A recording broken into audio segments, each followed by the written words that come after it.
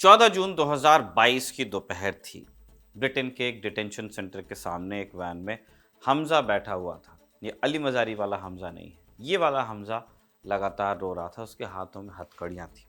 दरअसल ये van airport जा रही थी, जहां हमजा और उस जैसे दर्जनों माइग्रेंट्स को ब्रिटेन की सरकार रवांडा भेज रही थी। कुछ ही घंटे में प्लेन उड़ान भरने वाला था और जैसे जैसे समय बीत रहा था, हमजा की घबराहट बढ़ रही थी। हमजा का गुनाह ये था कि वो फ्रांस से इंग्लिश चैनल पार करके ब्रिटेन आ गया था। हमजा मिडल ईस्ट के एक देश से था जहां उसकी जान को खतरा था, इसलिए वो अपने देश से भाग आया और अंततः ब्रिटेन के दरवाजे पर पहुंचा। जाहिर है इस दौरान पेपर वर्क का तो वक्त नहीं था, पर उसे कहाँ पता था कि ब्रिटेन की सरकार ने उसे रवांडा भेजने की तैयारी कर ली थी। सबसे अजीब बात इस सब में ये थी कि उसे कुछ दिन पहले ब्रिटेन की होम मिनिस्ट्री से पता चला था कि उसे रवांडा भेजा जाएगा। उसको एक लेटर मिला। फिर वो पलाया जब वैन एयरपोर्ट के लिए निकलने ही वाली थी। हमजा की घबराहट बढ़ी कि तभी एक सिक्योरिटी गार्ड उसके पास आया और बोला कि अब रोने की ज़रूरत नहीं, तुम कहीं नहीं जा रहे। आखिरी समय में अदालती दखल की वजह से फ्लाइट रुक गई। रवांडा प्लान का फैसला ओरिजिनली बोरिस जॉनसन की सरकार में लिया गया था। बोरिस जॉनसन के साथ तत्कालीन गृह मंत्री प्रीति पटेल भी इस फैसले में शामिल थी। अप्रैल 2022 में एक कानून बना। जून 2022 में पहली बार कोर्ट ने फ्लाइट्स रद्द की। जुलाई 2022 में बोरिस जॉनसन का इस्तीफा आया, पर जॉनसन सितंबर 2022 तक प्रधानमंत्री की कुर्सी पर बैठे रहे, क्योंकि तब तक सत्तारूढ़ कंजर्वेटिव पार्टी अपना दूसरा लीडर चुन रही थी। सितंबर में लिज ट्रस नई लीडर बनती हैं, लेकिन एक महीने बाद ही अक्टूबर में उनका भी इस्तीफा आता है। फिर ऋषि सुनक प्रधानमंत्री बनते हैं और अगले 2 साल वो ब्रिटेन को चलाते हैं। सुनक सरप्राइजिंगली ये भी माइग्रेंट रूट से ही आते हैं, रवांडा प्लान के हिमायती थे। उन्होंने तो अपने चुनाव में स्टॉप द बोट्स कैंपेन भी चलाया था, लेकिन ब्रिटेन की अदालत के सामने उनकी नाव नहीं चली। नवंबर 2023 में ही ब्रिटेन के सुप्रीम कोर्ट ने रवांडा प्लान को रद्द कर दिया। कहा कि यह गैर कानूनी है, आप किसी को भी रवांडा नहीं भेज सकते क्योंकि रवांडा सुरक्षित नहीं है। पर कहानी यहाँ खत्म नहीं हुई। सुप्रीम कोर्ट के फैसले के बाद ऋषि सुनक की सरकार ने हार नहीं मानी। सरकार ने रवांडा के साथ नई संधि की और संसद में नया कानून पास करवाया, जिसमें रवांडा को आधिकारिक तौर पर सुरक्षित देश घोषित कर दिया गया, लेकिन इससे पहले की योजना पूरी तरह लागू हो पाती। जुलाई 2024 में ब्रिटेन में चुनाव हो गए और चुनाव में लेबर पार्टी जीती और कीर स्टारमर प्रधानमंत्री बने। सत्ता में आते स्टारमर ने रवांडा प्लान को रद्द किया और नतीजा यह हुआ कि 2 साल की राजनीतिक और कानूनी लड़ाई के बावजूद एक भी शरणार्थी को जबरन रवांडा नहीं भेजा जा सका। 4 शरणार्थी अपनी मर्जी से रवांडा गए थे, वो भी पैसों के ही लालच में गए थे। खैर, रवांडा प्लान रद्द हुआ, कोर्ट ने इसे गैर कानूनी बताया। सरकार बदलने के बाद इसे संसद से भी रद्द कर दिया गया। फिर आज हम इसकी चर्चा क्यों कर रहे हैं?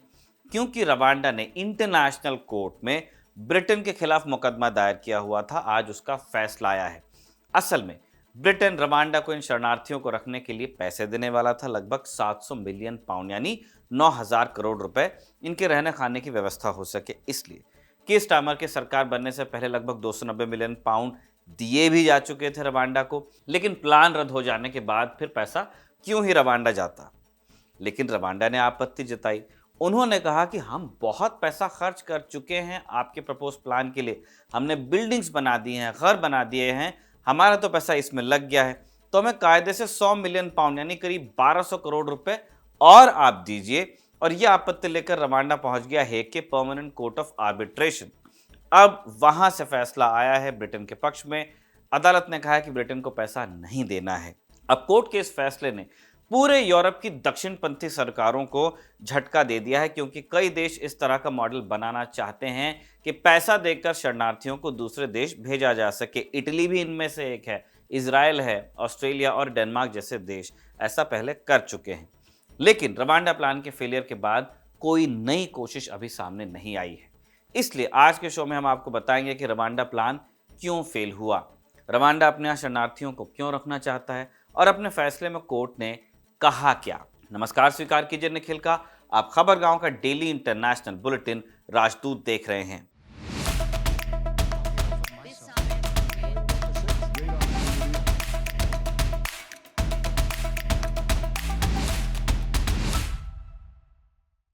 सबसे बेसिक सवाल हमको समझना पड़ेगा तब हमको कहानी समझ आ पाएगी। कौन लोग हैं जो अवैध तरीके से दूसरे देशों में जाते हैं? ये वो लोग होते हैं जो बेहतर जिंदगी की तलाश में हैं। ज्यादातर उन देशों के लोग होते हैं जहां जीना दूभर है। सबसे ज्यादा उन देशों के लोग जहां जंग चल रही हो। सीरिया, 1 दशक से ज्यादा सिविल वॉर, 60 लाख से ज्यादा लोग दूसरे देशों में भागे। अफगानिस्तान है, अमेरिका के साथ जंग चली, 60 लाख से ज्यादा लोग दूसरे देशों में गए। यूक्रेन के भी 60 लाख के ही करीब लोग दूसरे देशों में रह रहे हैं। फिर वेनेजुएला में भी आर्थिक तंगी है, इसलिए वहां से भी लगभग 50 लाख लोग वेनेजुएला के पड़ोसी देशों में रेफ्यूजी बनकर रह रहे हैं। जंग या किसी दूसरी इमरजेंसी से विस्थापित लोग फौरी तौर पर पड़ोसी देशों में ही जाते हैं। जैसे म्यांमार से रोहिंग्या शरणार्थी बांग्लादेश गए, सीरिया से 36 लाख लोग तुर्की गए, अफगानिस्तान से लोग पाकिस्तान गए, ईरान गए। यह है आपात स्थिति में हुआ पलायन, जैसा पूर्वी पाकिस्तान से भारत की तरफ हुआ था 1971 में, जब पाकिस्तानी फौज ने ऑपरेशन सर्चलाइट चलाया। लेकिन आज की दुनिया में पलायन का ये इकलौता कारण नहीं है। जिन देशों में रोजगार के अवसर नहीं हैं या फिर अच्छी नौकरियों का अभाव है, वहां से भी बड़ी संख्या में पलायन होता है, जैसे हिंदुस्तान, पाकिस्तान, बांग्लादेश, नेपाल। इन देशों में जिनके पास शिक्षा के अवसर होते हैं, पैसे वाला कुछ बैकग्राउंड होता है, वो तो वीजा लगवाकर जाते हैं, कुछ को फेलोशिप मिल जाती है। लेकिन इनकी संख्या बहुत सीमित होती है, क्योंकि अमेरिका और यूरोप दोनों जगह इमिग्रेशन को लेकर सख्त नियम है। लीगल इमिग्रेशन भी मुश्किल होता जा रहा है। H1B वगैरह को आप फॉलो कर ही रहे होंगे राजदूत में। इसलिए हर साल लाखों लोग अवैध तरीके से विकसित देशों में घुसते हैं। आपने उस गुजराती परिवार की कहानी सुनी होगी जो जनवरी 2022 में कनाडा से अमेरिका में घुसते हुए बेमौत मारा गया। जगदीश पटेल, उनकी पत्नी वैशाली बेन, 11 साल की बेटी विहांगी और 3 साल का धार्मिक, चारों 35, ये चारों -35 डिग्री तापमान में, इतनी कड़ाके की ठंड में पैदल कनाडा से यूएस बॉर्डर की तरफ बढ़ रहे थे। तभी बर्फीला तूफान आ गया, ब्लिज़ार्ड जिसको कहते हैं, और पूरा परिवार वहीं जमकर खत्म हो गया। 1 जून 2026 को ही पीटीआई ने रिपोर्ट किया कि अमेरिका में मई महीने में 36 ऐसे अवैध प्रवासी पकड़े गए जो गलत तरीके से लाइसेंस हासिल कर ट्रक चला रहे थे। इन 36 को अब डिपोर्ट किया जाएगा। ये सब के सब सीरिया या यूक्रेन से नहीं है। 36 में से 30 भारतीय थे। भारत में कोई जंग नहीं छिड़ी है, लेकिन एक बेहतर जिंदगी की तलाश में लोग ऐसी किसी जगह जाना चाहते हैं जहां वो कमा खा सकें।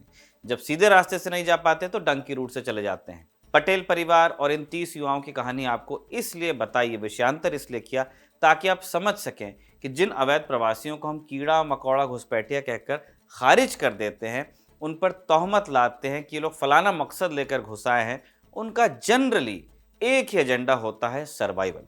एक छोटी मोटी नौकरी, कुछ पैसे, थोड़ा उनको घर भेजना है, जो बचा है उसमें खाना है, पीना है, एक आध शौक पालना है, और जब पैसा जमा हो जाए तो या तो घर लौटना है या फिर घर वालों को ही साथ ले आना है। फिर धीरे से सिटीजनशिप लेकर फॉरेन में सेटल होना है।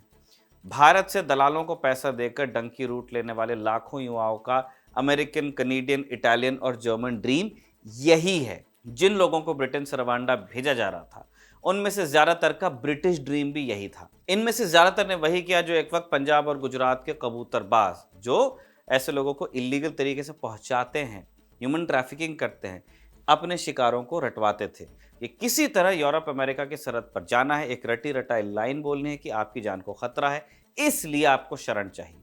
ये कहने पर आपको बॉर्डर एजेंसी तुरंत वापस नहीं भेज सकती, उससे पहले आपके रहने खाने की व्यवस्था करनी पड़ती है। इसी व्यवस्था को लेकर अब विकसित देशों में विरोध भी देखने को मिल रहा है। अमेरिका में औसतन हर साल 9 लाख से ज्यादा असाइलम के आवेदन आते हैं। जर्मनी में 2 लाख से ज्यादा असाइलम के आवेदन आते हैं। ब्रिटेन में 1 लाख तक संख्या पहुंचती है। ब्रिटेन आइलैंड है तो ऑब्वियसली वहां कम लोग पहुंच पाते हैं। जब तक इन मुल्कों को सस्ते मजदूरों की बहुत जरूरत थी, तब तक सब बहुत बढ़िया चला, जैसे हमें ब्रिटेन के मामले में देखने को भी मिलता है। सेकेंड वर्ल्ड वॉर के बाद ब्रिटेन को बड़ी संख्या में मजदूरों की जरूरत थी, रिबिल्डिंग होनी थी। उस समय ब्रिटेन के विशाल साम्राज्य के हिस्से रहे देश जैसे भारत, पाकिस्तान, बाद में बांग्लादेश, कैरिबियन आइलैंड्स जो हैं, अफ्रीकी देश जो हैं, वहाँ के लोगों को ब्रिटेन आने की अनुमति थी। धीरे धीरे इन देशों के बड़े समुदाय ब्रिटेन में बस भी गए। इलीगल इमिग्रेशन भी हुआ, उसको भी लेकर मामला सॉफ्ट रहा। नतीजा ये हुआ कि दुनिया के कई हिस्से में लोगों के रिश्तेदार, दोस्त और जान पहचान के लोग पहले से ब्रिटेन में मौजूद हैं। जब कोई व्यक्ति अपने देश से भागता है तो अक्सर उसी देश की तरफ जाने की कोशिश करता है जहां उसे अपनी ज़बान बोलने वाला रिश्तेदार या अपनी कम्युनिटी के लोग मिल सके। कनाडा में पंजाबी और ब्रिटेन में पाकिस्तानी आबादी बढ़ने का ये एक बड़ा कारण है। इसके अलावा अंग्रेजी दुनिया की सबसे प्रचलित भाषाओं में से एक है। अफ्रीका और एशिया के कई देशों में अंग्रेजी पहले से पढ़ाई जाती है, इसलिए फ्रांस, जर्मनी या इटली की तुलना में ब्रिटेन में कई लोग ज्यादा जाते हैं शरण मांगने के लिए, क्योंकि उनको आसान विकल्प लगता है। ब्रिटेन की अर्थव्यवस्था भी एक बड़ी वजह है, लेकिन इसका मतलब ये नहीं है कि हर आने वाले व्यक्ति को शरण मिल जाती है। ब्रिटेन में हर साल लगभग 1 लाख लोग असाइलम के लिए अप्लाई करते हैं। इनमें से ज्यादातर लोग पाकिस्तान, अफगानिस्तान, ईरान, बांग्लादेश, सीरिया और इरिट्रिया जैसे देशों से आए थे। हिंदुस्तान के लोग भी अर्जी देते हैं। 2024 में 5,300 लोगों ने असाइलम की अर्जी दी थी वहां। एक और बात क्लियर करते चलें, असाइलम के लिए आवेदन करने वाला हर व्यक्ति अवैध रूप से ब्रिटेन में घुसा हो ऐसा भी नहीं होता है। असल में ब्रिटेन में शरण मांगने वाले लोगों की मुख्यतः 3 कैटेगरीज आप बना सकते हैं। पहली, जो छोटी नावों से आते हैं, ये वही नावें हैं जिन्हें ऋषि सुनक रोकना चाहते थे, स्टॉप द बोट। शरणार्थी पहले किसी तरह यूरोप आते हैं दूसरे देशों से। आपको सितंबर 2015 की वो तस्वीर याद होगी, नहीं तो हम दिखा देते हैं, याद आ जाएगा। तब सीरिया में गृह युद्ध था। 2015 की हम बात कर रहे हैं। लोग नाव पर सवार होकर यूरोप जाने की कोशिश कर रहे थे। मेडिटेरेनियन सी में नाव पलट गई और 26 महीने का अलान कुर्दी डूबकर मर गया। जब उसकी लाश तैरते हुए तुर्की पहुंची तो वहां फोटोग्राफर नीलोफर दमीर ने उसकी तस्वीर खींची। 2 साल 2 महीने का बच्चा औंधे मुंह बीच पे मरा पड़ा था। तस्वीर वायरल हुई और यूरोप में शरणार्थियों को लेकर जो नानुकुर चल रही थी उस पर थोड़ा असर पड़ा, वो कम हुई। खैर, 11 साल बाद भी बहुत ही कुछ बदल गया है ऐसा नहीं है। शरणार्थी अब भी यूरोप आ रहे हैं, संख्या कम हो गई है लेकिन आ रहे हैं। यूरोप आकर जिनकी मंजिल ब्रिटेन होता है वो फ्रांस पहुंचते हैं पहले, और फ्रांस जाकर इंग्लिश चैनल के किनारे जमा होते हैं। यहाँ से छोटी छोटी नावों पर रात में सवार होते हैं, लोग चैनल पार करते हैं। कई बार एक नाव में 70-80 लोग भरे होते हैं। 2018 से अब तक 1.5 लाख से ज़्यादा लोग इस रास्ते का इस्तेमाल कर चुके हैं। अलान कुर्दी वाली कहानी से आपको मालूम चल गया होगा कि यह तरीका कितना खतरनाक है। कई बार ये बोट्स भी डूबती हैं। ब्रिटेन आने वाले बाकी शरणार्थियों की तुलना में इन लोगों को मीडिया कवरेज ज्यादा मिलती है। 2024 में ऐसे लगभग 35,000 लोग थे। ब्रिटेन में शरण मांगने वाले लोगों की दूसरी कैटेगरी उन लोगों की है जो पहले से वैध वीजा पर ब्रिटेन पहुंचते हैं, जैसे स्टूडेंट वीजा उनके पास होता है, टूरिस्ट वीजा होता है, वर्क वीजा होता है। जब वीजा एक्सपायर कर जाता है तो वो कहते हैं एजेंसीज के पास जाकर कि हम अपने देश नहीं लौट सकते क्योंकि वो देश सुरक्षित नहीं है, हमें शरण चाहिए। फिर तीसरी कैटेगरी, जो एयरपोर्ट पर लैंड करते हैं और लैंड करते ही कहते हैं कि हमें असाइलम चाहिए। अब ये जो बाकी 2 कैटेगरीज हैं, जरूरी नहीं कि अवैध रूप से आए हों, लेकिन आते ही असाइलम का दावा ये लोग कर देते हैं या वीजा एक्सपायर होते ही। दिलचस्प बात यह है कि ब्रिटेन सरकार के 2024 के आंकड़ों के मुताबिक करीब 40,000 असाइलम एप्लीकेशंस ऐसे लोगों ने भरी थी जो पहले किसी वैलिड वीजा पर ब्रिटेन आए थे। ये संख्या अवैध नावों से आने वालों से ज्यादा थी, 36 और 40। आप ब्रिटेन पहुंचे कैसे भी, अगर आप असाइलम मांग लें तो आपके लिए ब्रिटेन की सरकार ने कुछ उदार नियम बनाए हुए हैं जो कोई भी विकसित देश करता है। अगर किसी शरण मांगने वाले व्यक्ति के पास रहने और खाने के लिए पैसे नहीं हैं तो ब्रिटेन की सरकार उसे रहने के लिए जगह देती है, होटल या हॉस्टल देती है। इसके अलावा खाने पीने और ज़रूरी खर्चों के लिए नकद पैसा कुछ मिलता है। बच्चे स्कूल जा सकते हैं और यहाँ तक हेल्थ सर्विस भी आप क्लेम कर सकते हो। अब इन सब में बहुत पैसा लगता है ऑब्वियसली। 2019-20 में ब्रिटेन ने असाइलम हेल्प और उनके रहने की व्यवस्था पर लगभग 739 मिलियन पाउंड खर्च किए थे, 9,000 करोड़ से भी ज़्यादा। लेकिन यह हर साल खर्च बढ़ रहा है। ताज़ा आंकड़ा साल 2024-25 का है, 4.53 बिलियन पाउंड खर्च हुआ, यानी करीब 58,000 करोड़ रुपए बाहर से आए लोगों पर खर्च हो गया। ब्रिटेन के नेशनल ऑडिट ऑफिसर का अनुमान है कि मौजूदा व्यवस्था अगर चलती रहेगी तो अगले 10 सालों में 15 अरब पाउंड तक इसकी लागत पहुंच सकती है, भारतीय मुद्रा में 2.25 लाख करोड़। अब ब्रिटेन की जो दक्षिणपंथी पार्टियां हैं, जो वहां का राइट विंग है, उनका तर्क है कि हम इतना ज्यादा दूसरे देशों से आए लोगों पर खर्च क्यों कर रहे हैं, जबकि हमारे अपने मसले हैं। हमारे यहाँ भी नौकरियों की कमी है, हमारे भी हेल्थ सेक्टर को जरूरत है पैसे की। बाहर से आए लोग तो बोझ ही बन रहे हैं, वो किसी तरह का कंट्रीब्यूशन तो देते नहीं है अर्थव्यवस्था को। जब इस तरह का रुख रखने वाली पार्टियां सत्ता में आती हैं तो रवांडा प्लान जैसे कानून बनते हैं। इसके सही गलत और लॉजिक के ऊपर अभी नहीं जाएंगे, लेकिन आपको समझना पड़ेगा कि ये कानून भी एक झटके में नहीं बन पाया। इसकी कहानी 2020 में शुरू होती है। कोविड का दौर था, लॉकडाउन था। इसी दौरान पीएम का जो वहाँ घर है 10 डाउनिंग स्ट्रीट और दूसरे सरकारी ऑफिस में पार्टीज हो गई, शराब पी गई, डांस हुआ। जो कोविड रूल्स लोगों के लिए बनाए गए थे उसकी धज्जियां सरकार ने उड़ाई। जब ये बात लीक हुई पार्टी गेट, तो बोरिस जॉनसन की छवि को चोट पहुंची, लोग उनके इस्तीफे की मांग करने लगे। अब यहाँ देखिए एक और इंटरेस्टिंग चीज हो रही है। पार्टी गेट हो रहा है 2020-21 में। इससे 3 साल पहले 2018 में कैथरीन ब्लेकलॉक और नाइजल फराज जैसे नेता रिफॉर्म यूके नाम का एक संगठन बना चुके हैं, पार्टी जो कंजर्वेटिव्स का बड़ा वोट ले जाने वाले थे, पहले से तय था। रिफॉर्म यूके के नेताओं ने इलीगल इमिग्रेंट्स का मुद्दा जोर शोर से उठाया। उसके बाद पार्टी के अंदर चर्चा हुई कि अगर कुछ नहीं किया गया तो हमारी सरकार को बड़ा नुकसान हो जाएगा। जॉनसन सरकार में सबसे बड़ा मुद्दा उस वक्त कॉस्ट ऑफ लिविंग, हाउसिंग और इमिग्रेशन का ही चल रहा था। तो सरकार ने मीटिंग बुलाई। प्रीति पटेल गृह मंत्री होती थी तब। उन्होंने जॉनसन के प्लान का समर्थन किया। कई ब्रिटिश ऑफिशियल्स ने विरोध किया, लेकिन प्रीति इसके लिए समर्थन देती रही। तो यह तय हो गया कि इमिग्रेंट्स को बाहर भेजा जाएगा। फिर यह तय करना था कि किस देश भेजेंगे। गृह मंत्रालय में अधिकारियों ने कई देशों की फिर एक लिस्ट बनाई। दूसरे देशों में क्या मॉडल चल रहा है उसकी भी चर्चा हुई। सबसे ज्यादा चर्चा ऑस्ट्रेलिया के मॉडल हुई। ऑस्ट्रेलिया बरसों से समंदर के रास्ते आने वाले शरणार्थियों को अपने मेनलैंड पर बसाने के बजाय दूर द्वीपों पर भेजता है। उसने नाउरू और पापुआ न्यू गिनी के मानुस द्वीप के साथ डील की हुई है। वहां ऑस्ट्रेलिया पहुंचे अवैध प्रवासियों के रहने की व्यवस्था की जाती है। उनके असाइलम एप्लीकेशन पर फिर विचार किया जाता है, जांच होती है। ब्रिटिश अधिकारी भी ऐसा ही कोई ऑफशोर प्रोसेसिंग मॉडल बनाने की कोशिश कर रहे थे कि जब तक के शरणार्थियों का भविष्य हम तय करेंगे तब तक के इन्हें ब्रिटेन में ना रखना पड़े हमें। शुरुआती दौर में अफ्रीका और दूसरे क्षेत्र के कई देशों के नाम पर विचार हुआ है ना, घाना, जिबूती, अल्बानिया, कुछ और देशों का जिक्र भी हुआ। लेकिन या तो वो देश तैयार नहीं थे, या कानूनी या राजनीतिक बाधाएं थी, या फिर वो ब्रिटेन की शर्तों पर समझौता करना नहीं चाहते थे। इसी दौरान रवांडा का नाम सामने आया। अब रवांडा आप रवांडन जेनोसाइड के लिए जानते हैं, लेकिन यहां असाइलम के लिए बात हो रही है। क्यों? क्योंकि रवांडा के पास एक्सपीरियंस था। कैसे? 2010 के दशक के अंत में लीबिया अफ्रीका से यूरोप जाने वाले प्रवासियों का सबसे बड़ा हब था। सूडान, इरिट्रिया, सोमालिया, इथियोपिया और दूसरे देशों के हजारों लोग यूरोप पहुंचने के लिए पहले लीबिया आकर जुटते थे, लेकिन उनमें से बहुत से लोग भूमध्य सागर पार करने से पहले ही, वही सागर मेडिटेरेनियन जिसमें अलान कुर्दी की लाश मिली थी, उससे पहले ही लीबिया के डिटेंशन सेंटर्स में फंस जाते थे। लीबिया में इनको इंटर्न करने के लिए कुछ सेंटर्स बनाए थे। इन डिटेंशन सेंटर्स की हालत बहुत खराब होती थी। लोगों को छोटे छोटे कमरों में बंद रखा जाता, इनके साथ मारपीट हुई। कई लोगों के परिवारों को अगवा ही कर लिया गया, फिरौती मांगी गई। 2019 में अफ्रीकी संघ, यूएनएचसीआर और रवांडा की सरकार के बीच फिर एक समझौता हुआ। इस योजना का नाम रखा गया इमरजेंसी ट्रांजिट मैकेनिज्म यानी ईटीएम।